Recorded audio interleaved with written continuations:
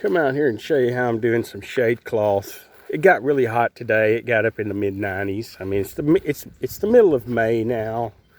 I don't remember, it's the 14th or 15th of May, something like that. But, you know, what I do is I take my Florida weave setup where I go back and, you know, you go around the post, you go around that post, go around that post, and you go all the way down, and you come back the other side, and you sandwich the plants between the this nylon cable here.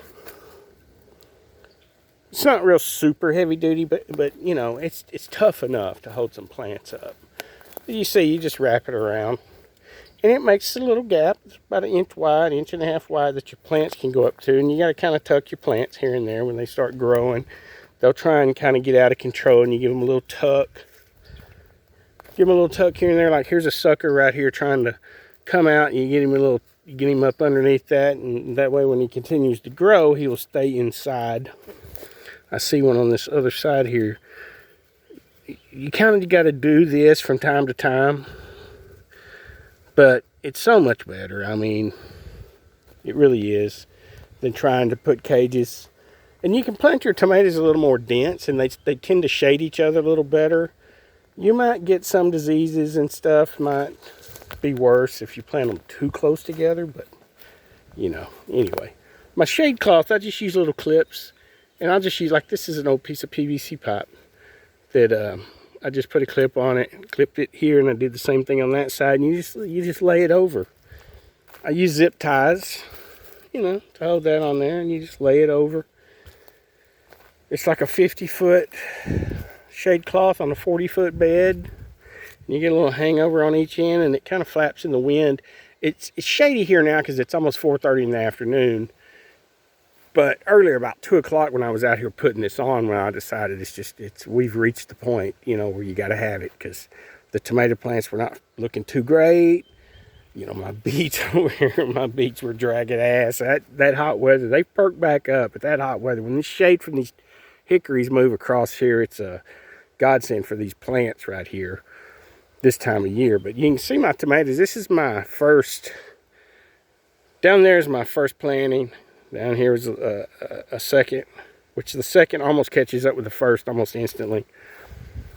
And then there was kind of a third here. That's tomatillos at the end down there. This was a third planting here.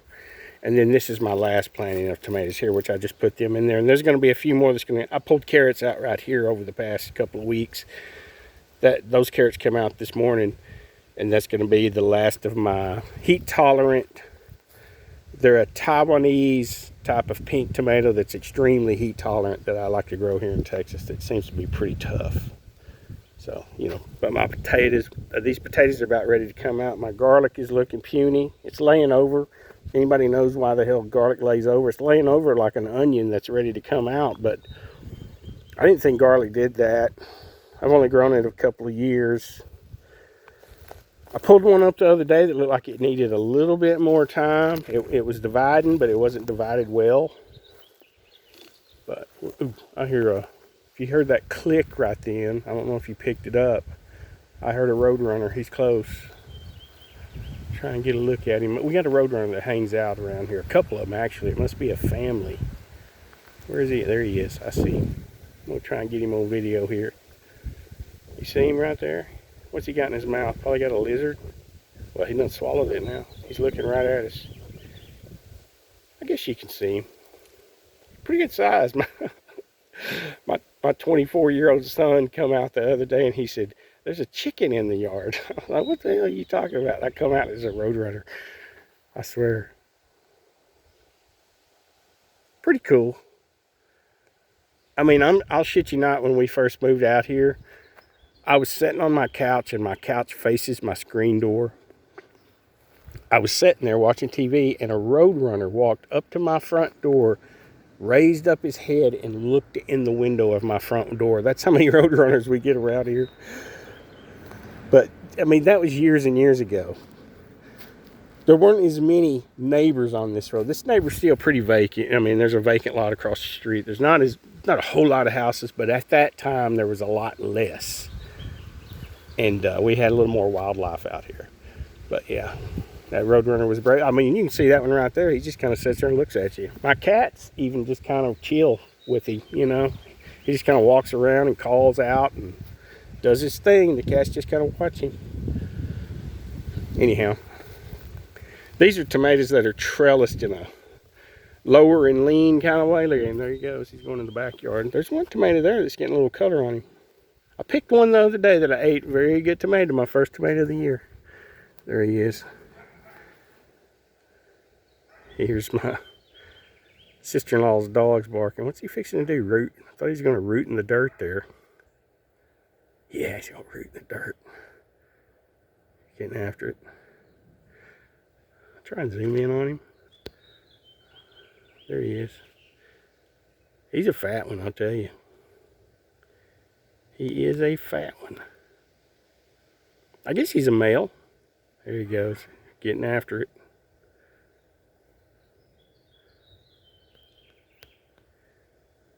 Pretty cool.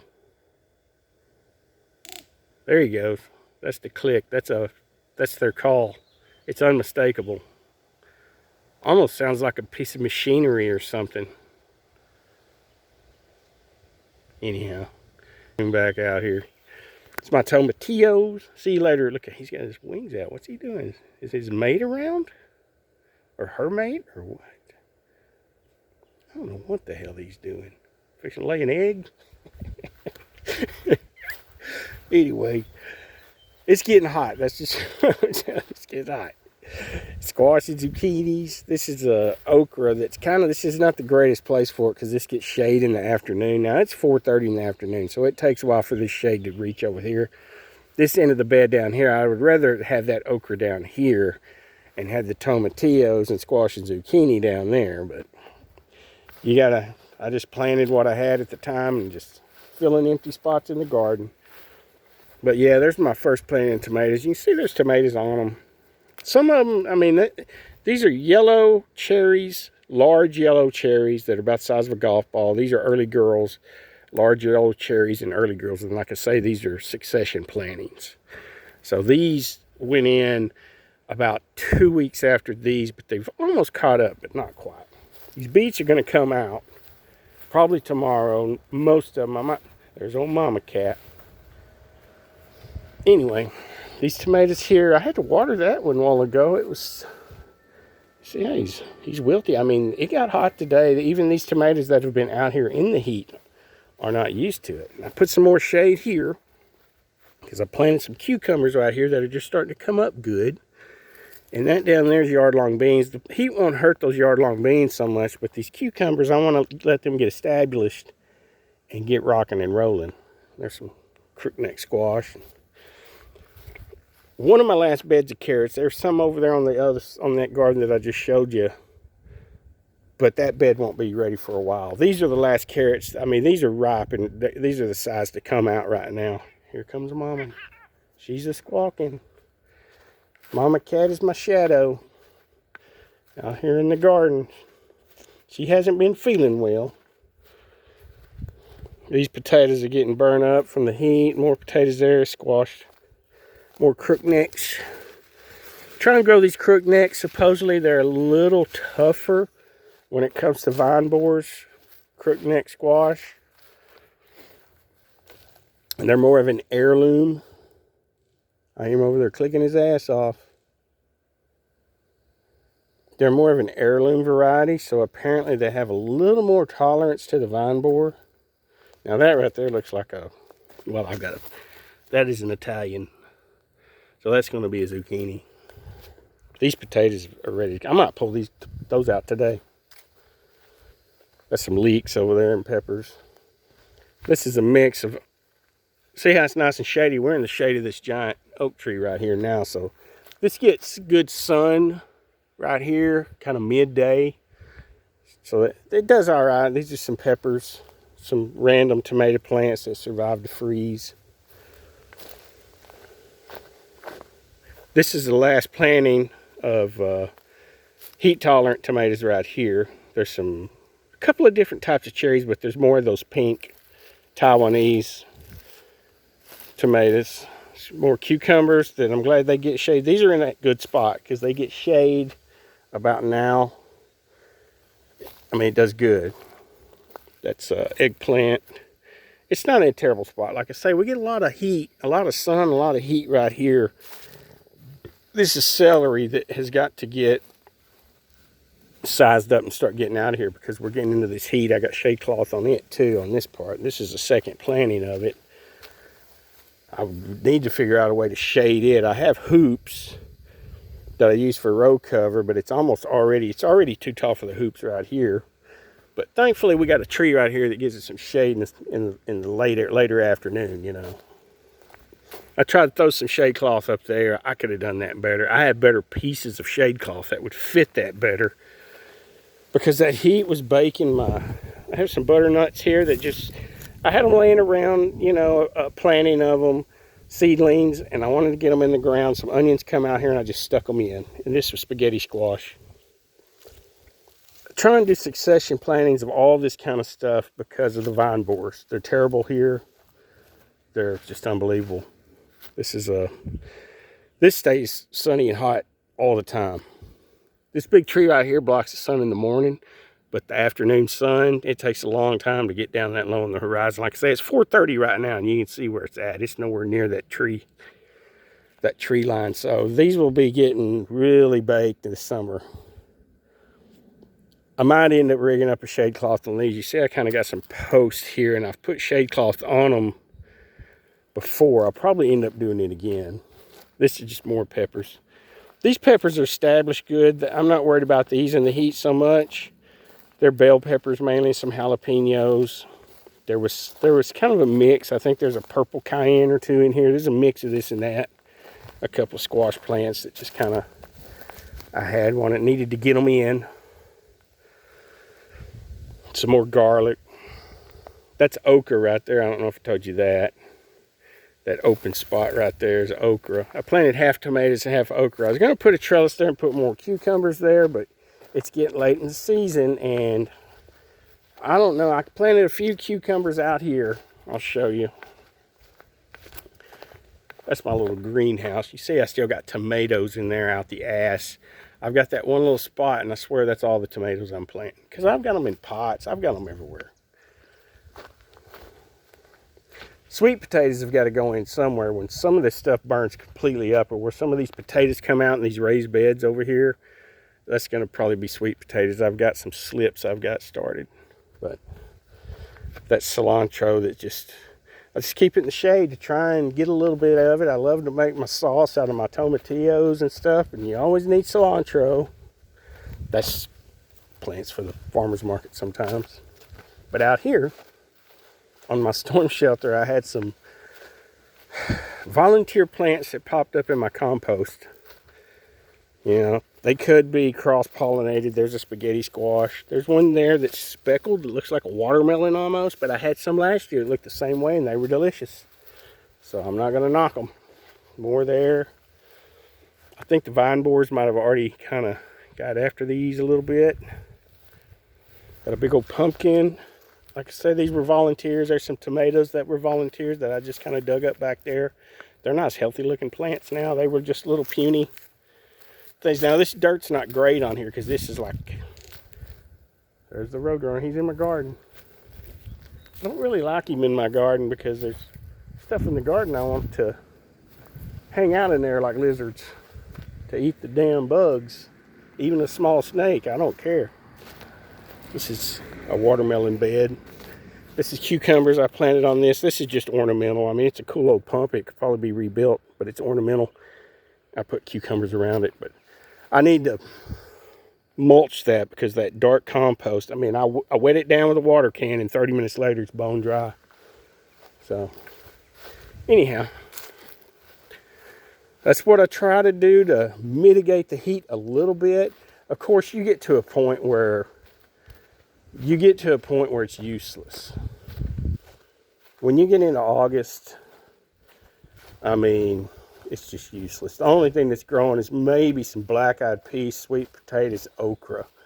You might get a little of that to take maybe to the market or just to have some around the house to eat and stuff like that, but that's it. You know, I walk back here to the compost.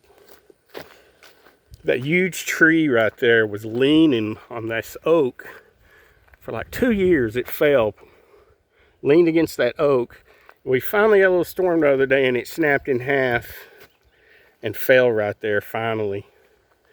I need to cut it up a little bit because I actually got a little trail down there that goes down to a well pump, a little hand well pump. I did a hand dug well back there. This is my compost pile. This is level 1. Level 2, it's getting close. This is part of what I put in my, I sifted some of this and put it in my bed out there for my watermelons I just showed you. It's kind of drying up, but you see it's still moist down in there. Bad looking. It's got some sticks in it. See, like that one. But I sift it, and then all those sticks, I throw them in here, and they get to go around. They take a second round, and if it lasts long enough, I'll dump it in here. But I just built this thing. I did just use one. I used to just do a big pile kind of over in this corner right here. Look, see these tomatoes from the tomato growing right there. Another tomato. There's another pumpkin or something. This is stuff that is just sprouted out of the compost. Here's another tomato here. You know, I leave them alone. There were some more back here. Yeah, there's a tomato. There's a tomato there, and there were some more squash. See, this is where I dug some of them up that sprouted, because I had a compost pile here at one time. And apparently some seeds volunteered right there and come up. Now, the pumpkin come from over there. There was a pile of seeds over there that were germinating, and I took a few of them, stuck them out there, and that's where that pumpkin come from, which, you know, hey, got a pumpkin. Wrong time of year, but we got a pumpkin. Anyway, that's the whole shebang, pretty much. Same thing in every video, but I try and show something new, like my shade cloth whenever we get into the hotter seasons. You know, of course I could put shade on this right here. But when these potatoes come out, sweet potato slips are going to go in here, and they don't need shade. You could shade this. That's part of the reason I got these. This part's old trampolines, man. My kid had one, and then I had one that blew into my mother's yard in a freak storm. Blew in her backyard, and it was kind of messed up, but I was able to kind of straighten it out and use bits and pieces of it. Here's more trampolines. But you can put a shade cloth across these, and I've done that. Kind of, that's the reason they're laid out like they are. Same with that over there. It's got hoops for shade cloth, or row covers for the winter, or nets for the pests, or whatever you need to do. So, anyway. You get what you get. You try and do what you can with shade cloth. I mean, this is a net that went around one of the trampolines that actually makes a pretty good shade cloth. It's only maybe a 20% or 30%, but it's enough at times. You know, if you had something that's pretty hardy, but you just don't want it to get, like that might be what I'll put over my very last peppers way over there that get that sun all day long. That right there might be just enough, just to give them a little shade during part of the day, during the peak of the heat. It might give them that little bit, just give them a little edge, and they'll continue to produce a few more peppers. You know, you won't have to water them quite so much, all that good stuff, you know. So, anyway, it's all part of the game.